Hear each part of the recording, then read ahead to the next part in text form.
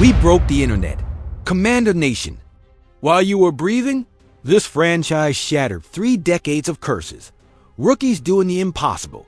A quiet QB stealing souls with passes even the RFK ghost didn't see coming. The key play? A phantom offense that just forced Kingsbury to rewrite the entire playbook. But beware, the NFC East never sleeps. Can this urgently reinforced secondary with a veteran lone wolf stop the avalanche?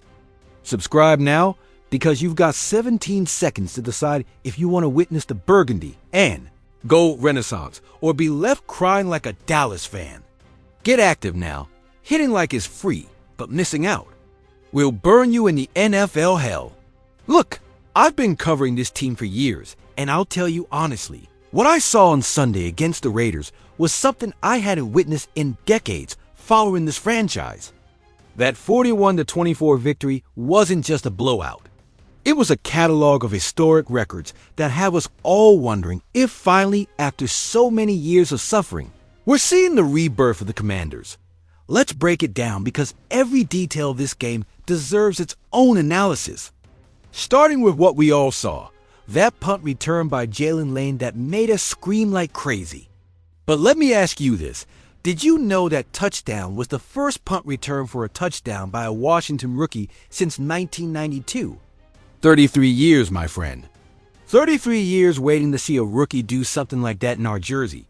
But that's not all, because Deebo Samuel also wanted to make history. His 69-yard kickoff return was the longest of his professional career. And here's the fact that has me completely excited. Those 2 returns marked the first time since 1994 that the franchise had both a kickoff return and a punt return of more than 60 yards in the same game. Do you realize the historical magnitude of what we just witnessed? Now I ask you, when was the last time you saw the Commanders dominate special teams like this? Because I think Dan Quinn has finally found the formula to make this team competitive in all phases of the game. And speaking of all phases, Jeremy McNichols gifted us a 60-yard touchdown run, which was the longest of his career and the longest run for the franchise since 2018. But here's what really impresses me. Washington had 4 different players running for more than 20 yards in the same game, something that had never, and when I say never, I mean never happened in this franchise's history. I tell you this, we're witnessing an offensive transformation that goes beyond Jaden Daniels. We're seeing a team that finally has depth and versatility in all positions. Luke McCaffrey also joined the historic party with his first career touchdown, a 42-yard play that showed exactly why we selected him in the 3rd round. That connection with Marcus Mariota was perfect. And speaking of Mariota, with this victory, he's already defeated 25 different NFL franchises. The veteran continues to prove that when we need him, he can deliver. Terry McLaurin, our number 17, also made history in his 100th career game. He surpassed 6,500 receiving yards and moved into 5th place in the franchise's history, leaving behind legend Bobby Mitchell. I think McLaurin is on his way to becoming the best receiver in this organization's history. And performances like Sunday's only confirm my theory. The defense didn't lag behind in this historical celebration either. Bobby Wagner notched his first multi-sack game since 2023. And with 11 tackles, he now has double-digit numbers in every game this season. This man is playing like he's 25 again. Dorrance Armstrong continued his perfect streak with another sack, making it 3 in 3 games. And Von Miller added his 131st career sack, placing him 10th in the all-time rankings. Now I ask you something serious. When was the last time you saw the Commanders play with this confidence and explosiveness? Because I believe this team has finally found its identity under Dan Quinn, and these historic records are just the beginning of something much bigger. Let me tell you something that truly excites me about the future of this team. Luke McCaffrey, that guy may have written off after a slow start to the season, just sent a message the organization can't ignore. And I think what we saw on Sunday is just a small glimpse of what this young man can bring to Cliff Kingsbury's offense. The situation was perfect for McCaffrey. With Noah Brown injured and Terry McLaurin leaving the game due to a quad issue, Kingsbury finally had the chance to give more responsibilities to the second-year receiver. And man, let me tell you, this guy didn't waste a second of that opportunity. 3 receptions, 3 targets fulfilled. 56 receiving yards, including that spectacular touchdown which sealed the victory. But what impresses me most aren't just the numbers, it's the way McCaffrey handled every situation. I tell you this, a receiver who hasn't dropped a single pass all season, even if it's only 4 targets, is a receiver you can trust when things get tough. And did you see that? Celebration from Deebo Samuel running down the sideline to congratulate McCaffrey after the touchdown. That tells me everything I need to know about how his teammates see him in the locker room. When you have the respect of veterans like Samuel, it's because you're doing things right both on and off the field. Now I ask you, how many times have we seen young Commanders players waste opportunities like this? But McCaffrey is different. This guy understands that every play could be the one to define his NFL future, and he's taking advantage of every second he's on the field. The reality is that the situation in the receiving corps is creating opportunities that McCaffrey must capitalize on. McLaurin and Samuel are untouchable. We all know that. But Noah Brown, although talented, has struggled to stay healthy. And that opens a window for McCaffrey to prove he can be that reliable third option Kingsbury needs. I believe what we saw on Sunday wasn't by chance. McCaffrey has been working hard to earn the coaching staff's trust, and that touchdown reception was the culmination of weeks of preparation and dedication.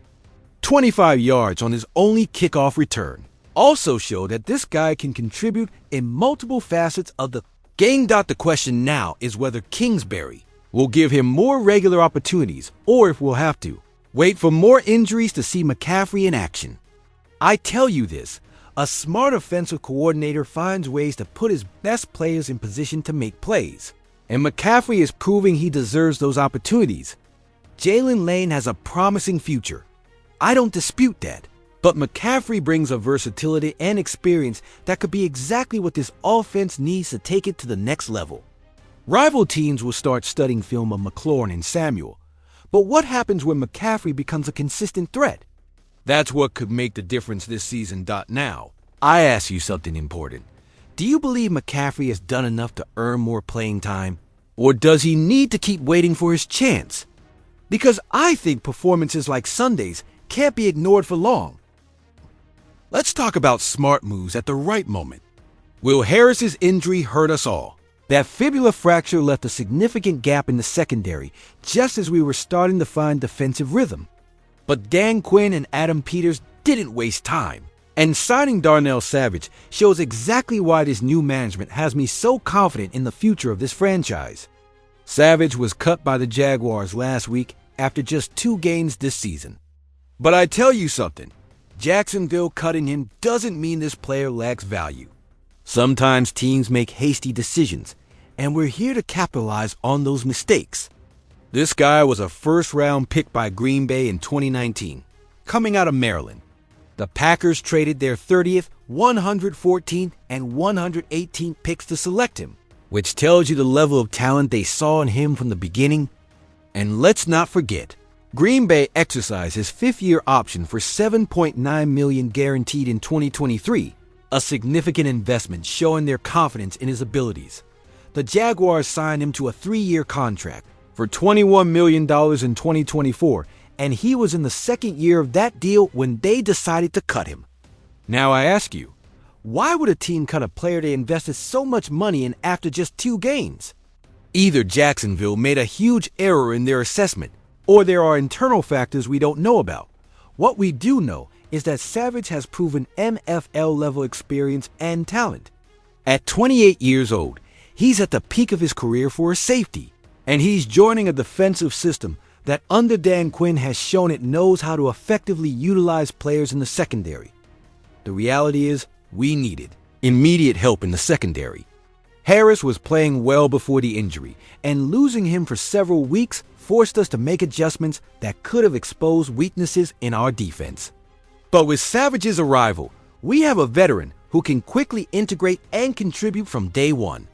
I believe this signing speaks volumes about how Quinn and Peters are managing the roster. They didn't panic, evaluated available options, and made a quick and effective decision. That's the difference between professional management and the messes we've seen in the past with this franchise. Will Savage be the perfect solution? Probably not, but he's exactly the type of player we need right now. Experience, versatility, and professional-level game knowledge. Quinn has shown he can maximize the talent of veteran players, and Savage arrives at the perfect time to prove he still has a lot to offer. The question now is how quickly he can integrate into the defensive system and start contributing. The upcoming games against Atlanta and the Los Angeles Chargers will be an important test to see if this move was as smart as it seems on paper. Now, I ask you, do you think Savage can fill the gap left by Harris? Or do we need to make more moves to strengthen the secondary? Because I think this signing is just the beginning of the adjustments we'll see throughout the season. Listen well, Commanders fans. What we just analyzed aren't isolated news pieces. They're the pieces of a puzzle showing us the true potential of this franchise under the new management. Historic records that hadn't been broken in decades, young talents finding their place, and smart roster moves showing a clear vision for the future. What does all this mean for the rest of the season? Can McCaffrey become that reliable third option the offense needs? Will the Savage signing be enough to keep the secondary strong? And most importantly, are these Commanders really ready to compete with the best teams in the NFC?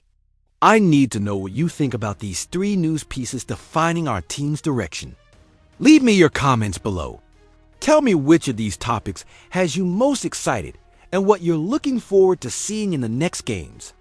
If you like this analysis, that like button helps me a lot to keep bringing you the most complete content about our Commanders.